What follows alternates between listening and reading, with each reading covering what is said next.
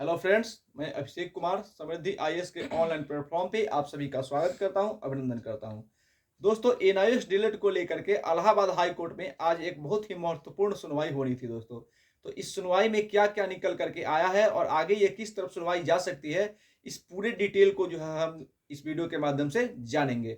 तो सबसे पहले अगर आप एनआईएस डीएलएड के अभ्यर्थी हैं और एनआईएस डीएलएड केस को लेकर के हर अपडेट को जानना चाहते हैं, तो सबसे पहले आप समृद्धि आईएएस के इस चैनल को लाइक करें, सब्सक्राइब करें, कमेंट करें और बेल आइकन को प्रेस करें कि जब भी कोई अपडेट निकल करके सामने आता है तो शीघ्रता से आप तक पहुंच जाए। दोस्तों, बात करते हैं एनआईएस डीएलएड केस को लेकर के।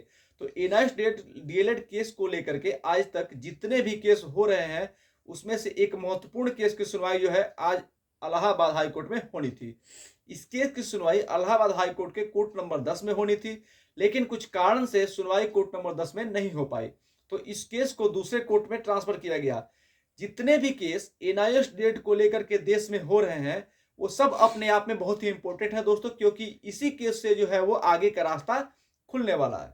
तो दोस्तों, आज 7 फरवरी का दिन था, आज 7 फरवरी था और आज बहुत ही इंपॉर्टेंट केस की सुनवाई जो है वो होनी थी इलाहाबाद हाई कोर्ट में।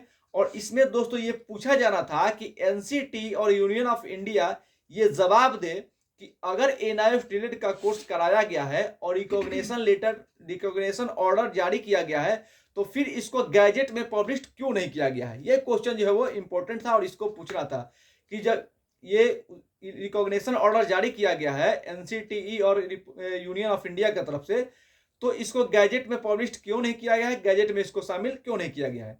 तो आज की सुनवाई कोर्ट नंबर 10 में होनी थी दोस्तों, लेकिन इस केस की सुनवाई जो है कोर्ट नंबर 10 में नहीं हो पाई और इस केस को जो है दूसरे बेंच में ट्रांसफर किया गया। इस केस की सुनवाई नहीं हो पाई, इसलिए इसको दूसरे बेंच में ट्रांसफर किया गया। आज बस यही हुआ है कि केस को दूसरे बेंच में ट्रांसफर किया गया है। जब एक केस को दूसरे बेंच में ट्रांसफर किया जाता है दोस्तों, तो उस दिन सुनवाई जो है पॉसिबल नहीं हो पाती है, क्योंकि उस बेंच में, जिस बेंच में केस को ट्रांसफर किया जाता है, वहां पे ऑलरेडी पहले से जो है वो केस मौजूद होते हैं। तो पहले उस केस की सुनवाई होगी, उसके बाद ही जो नया केस आएगा उसकी सुनवाई हो पाएगी दोस्तों।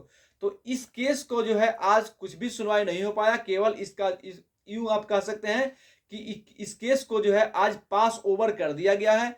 तो पास ओवर का मतलब यही होता है कि नेक्स्ट डेट अब इस केस की लगेगी, क्योंकि ये केस आज सुना नहीं गया, इसको पास ओवर कर दिया गया, दूसरे बेंच में ट्रांसफर कर दिया गया, तो आज इसकी सुनवाई नहीं हो पाई। तो इसको केस को लेकर के अब नेक्स्ट डेट मिलेगी।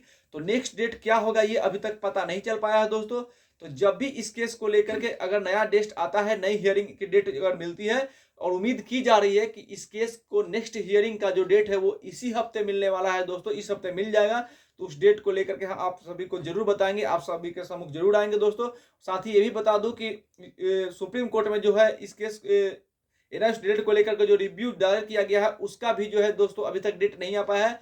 तो इन दोनों केसों का जैसे ही कोई डेट आएगा, इसको लेकर के हम आप सभी के साथ उपस्थित होंगे दोस्तों। धन्यवाद।